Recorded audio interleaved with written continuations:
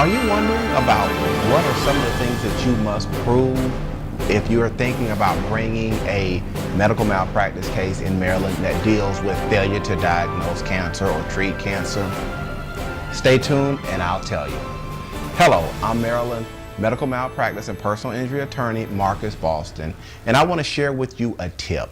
Now, if you've been on the internet and you have been searching for information on failure to diagnose cases and what you must prove in those types of cases and just pretty much how do they work in general, you may have come across this concept called loss of chance. And this concept was in the news a couple of years ago in a case out of Massachusetts in which the Massachusetts Supreme Court, or the highest court in Massachusetts, pretty much said that regardless of whatever percentage that you have to recover in a failure to treat case, it does not matter if you only had a 30% chance to survival or a 40% chance of survival. If medical malpractice took place, or if the doctor failed to diagnose, if that took place, the doctor would still be liable. Well, things in Maryland aren't necessarily like that. In Maryland, there is no such thing as loss of chance. Maryland courts do not recognize loss of chance. And how it would normally play out, or what you got to be looking for, is this. If at the time the malpractice took place, the failure to diagnose, if you did not have at least a 50% or higher, let's just say, a likelihood to survive, if that was not there at the time the medical malpractice or the failure to diagnose took place, you could not recover in Maryland. So, let's say, for example, that a cancer patient at the time of the failure to diagnose only had a 30% chance of survival.